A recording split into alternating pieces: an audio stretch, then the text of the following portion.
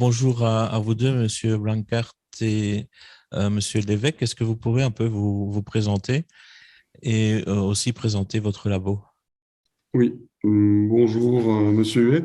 Je suis le professeur Blanquert. J'ai la chance de diriger le laboratoire d'analyse pharmaceutique qui est au sein de la faculté de médecine et de pharmacie et de l'Institut de recherche santé ici à l'Université de Mons.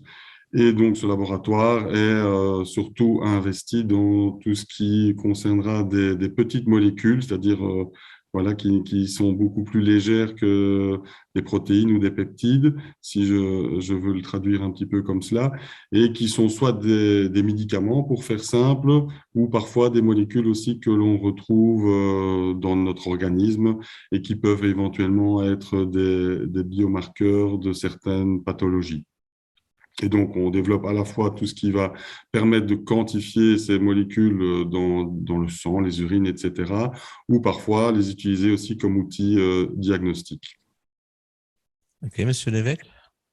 Oui, bonjour Monsieur Huet. En effet, je m'appelle Mathieu Levesque. Donc, je suis pharmacien et je suis chercheur au sein du service d'analyse pharmaceutique, service au sein duquel j'effectue ma thèse de doctorat depuis maintenant 3 années sur justement la dystrophie myotonique de type 1. Ok, merci. Alors, la BMM soutient l'UMONS et les universités belges en général, mais peut-être l'UMONS un peu plus, depuis longtemps, avec notamment les travaux du professeur Belaïev qui a découvert le fameux DUX4 dans la FSHD. Alors, votre équipe travaille sur l'HTNR. Pourquoi avoir choisi cette pathologie en particulier? Alors, on n'a pas, c'est un choix un petit peu du hasard, hein, ce qu'on appelle en recherche la sérendipité. Et donc, le fait est que, au départ, on travaillait donc sur une molécule qui s'appelle la pentamidine, qui est active dans une autre pathologie qui est la pneumonie à pneumocystis. Donc, on développait, comme je le disais, par exemple, une méthode de quantification pour cette molécule, mais surtout aussi par rapport à d'autres molécules qui étaient apparentées, mais qui venaient d'être synthétisées par un collègue ici dans l'université. Et en fait, voilà, c'est un peu toute la richesse de la recherche scientifique, c'est qu'à un moment donné, on est amené en tant que chercheur à toujours être à jour par rapport à la bibliographie, donc c'est-à-dire s'informer de tout ce qui se passe dans le monde scientifique et dans tout ce qui est publication réalisée par d'autres équipes de chercheurs de par le monde. Et à un moment donné, voilà, en se mettant à jour à ce moment-là, là, on retourne, on est 10 ans en arrière, hein, on tombe à ce moment-là sur une publication qui met en évidence une éventuelle interaction de la pentamidine justement dans la dystrophie myotonique de type 1 et qui présente justement une éventuelle possibilité d'action de la pentamidine. Et donc, voilà, à ce moment-là, on essaie de connecter les deux sujets, surtout qu'au-delà de la pentamidine, nous, on a aussi à ce moment-là 3, 4 molécules qui lui sont apparentées, mais qui, justement, ont été synthétisées parce que, justement, elles présentaient moins de toxicité que la pentamidine. Et donc, à ce moment-là, voilà, l'idée vient de se dire, on va aussi tester, on va essayer, en plus du but original de la recherche que pneumonie à pneumocystis avec la pentamidine et des analogues, on va aussi tenter de voir si éventuellement il n'y aurait pas une éventuelle possibilité d'action envers la DM1. Et donc, forcément, on fait appel à la personne que vous avez citée, qui est Madame Belaïev, et qui nous aide à mettre sur pied les premiers tests par rapport à cela. Premiers tests qui sont donc générés en 2013-2014 avec le docteur Ambi à ce moment-là, donc qui était en train de faire sa thèse. Et donc, voilà, c'est comme ça qu'on a démarré dans la DM1. Et puis, de fil en aiguille, on a testé ces analogues qui ont donné des résultats qui pouvaient être potentiellement porteurs d'espoir. Et donc, on s'est investi, on a continué à s'investir au-delà de cette première thèse, ce qui nous a amené après avec un deuxième chercheur qui a aussi entamé sa thèse de nouveau à ce moment-là de développer un outil qui pourrait nous aider à tester ces molécules. Donc, c'est ce qu'il a fait à ce moment-là dans cette deuxième thèse. On a ensuite une troisième personne qui a aussi travaillé sur ce sujet. Et là, on s'est orienté vers quelque chose d'original, un peu différent, un peu plus original dans le sens où on avait aussi besoin de transporteurs de ces éventuelles molécules qui seraient actives dans l'ADM1. Donc là, on est dans un aspect d'un transporteur qui est de nature polymérique et qui transporterait nos molécules de l'administration jusqu'au sein du muscle. Et en même temps, éventuellement, ces mêmes polymères ont éventuellement eux-mêmes montré une éventuelle interaction avec justement le site cible et les protéines cibles et par rapport aussi surtout aux sondes cibles que sont l'ARN, justement pour éventuellement eux aussi être justement thérapeutiques.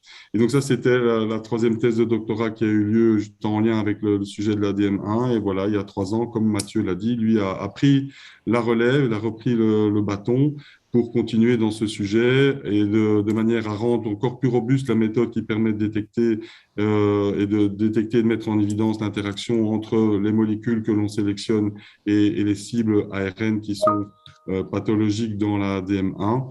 Et voilà, ça c'est un peu l'histoire qui s'étale sur 10 ans et qui nous a amené à nous investir dans cette voie et dans cette pathologie qui est la dystrophie myotonique de type 1.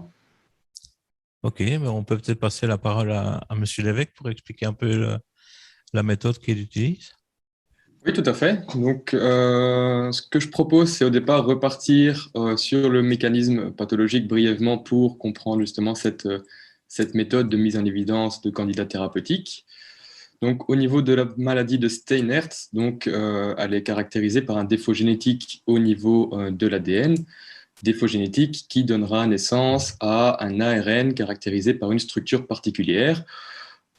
Et cette structure va en fait provoquer une séquestration de différents facteurs d'épissage, qui sont des molécules nécessaires à la production de la majorité des protéines de notre corps.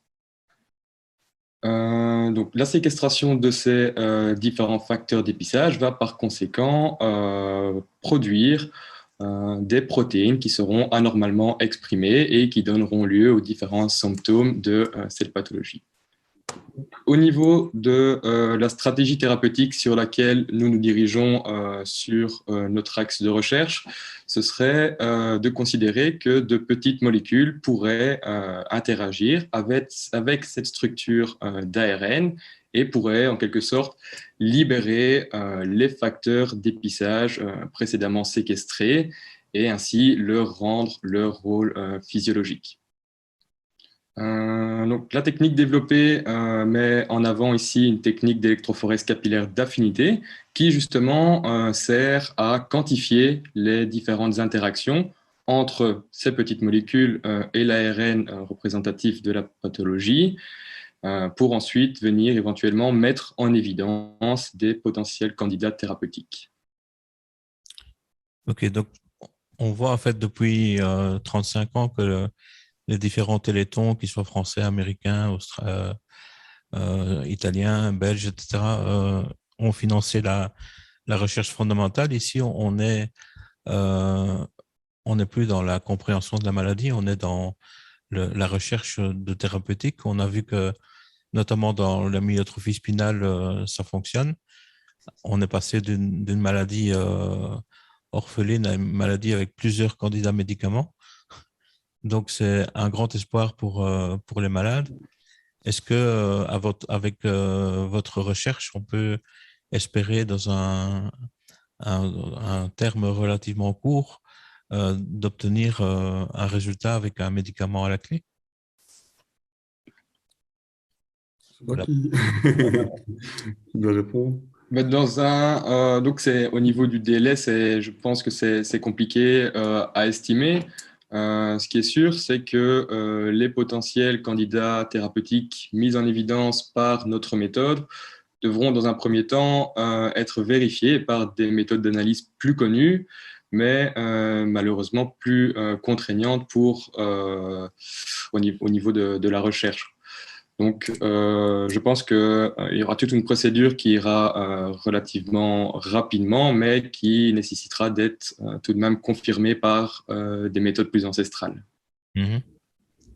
Oui, moi, je comprends tout à fait les patients qui sont malheureusement atteints de cette maladie et qui sont sûrement toujours impatients que les choses avancent un peu plus vite. Malheureusement, on doit faire les choses de manière totalement correcte, hein. C'est un des, voilà, je ne vais pas entamer le débat sur la vaccination, mais voilà, parce que si on ne le fait pas correctement et dans les règles et, scientifiques, et à la fois aussi du monde pharmaceutique, etc., ça peut susciter des questions et des inquiétudes. Donc, je pense qu'il faut surtout se mettre à l'abri de tout ça.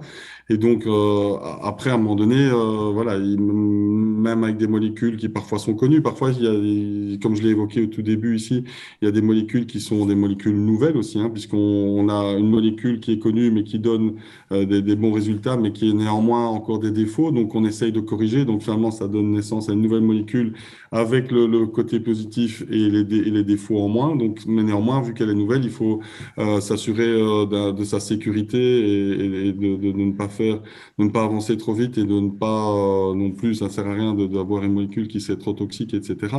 Donc, forcément, il faut repasser par tous les tests classiques et forcément, il faudra repasser par tout le processus classique des essais précliniques, cliniques, etc.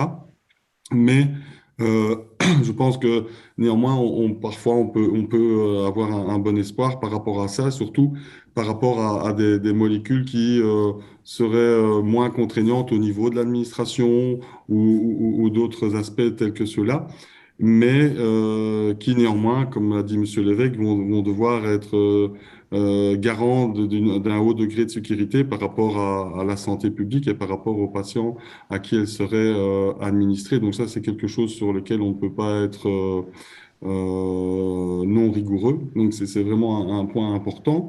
Mais néanmoins, je veux dire, je pense qu'il y a peut-être aussi déjà pas mal de tests qui sont. Il y a d'autres personnes hein, qui travaillent là-dessus. Par exemple, on est en contact avec l'Institut de myologie à Paris avec Monsieur Furling, en fait, donc on collabore avec lui à ce sujet-là.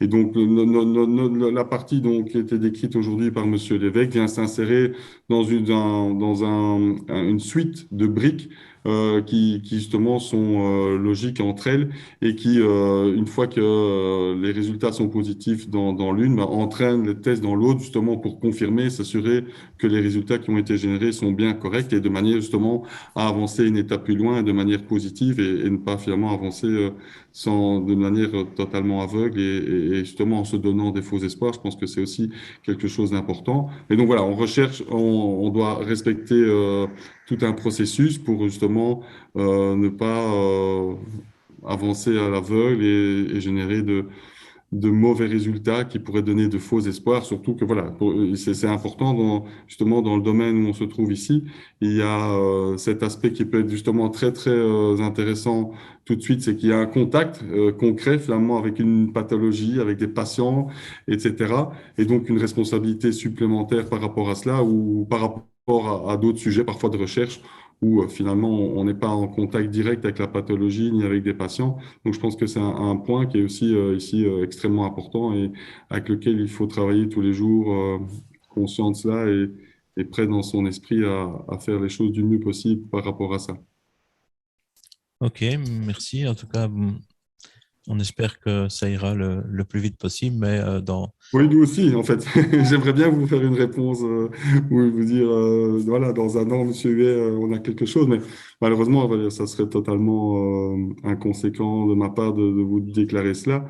Et voilà, malheureusement, il faut parfois il faut être patient. Malheureusement, je pense que vous l'avez appris à l'être par rapport à tous ces sujets de recherche et il ne faut pas vouloir aller trop vite, même si, voilà.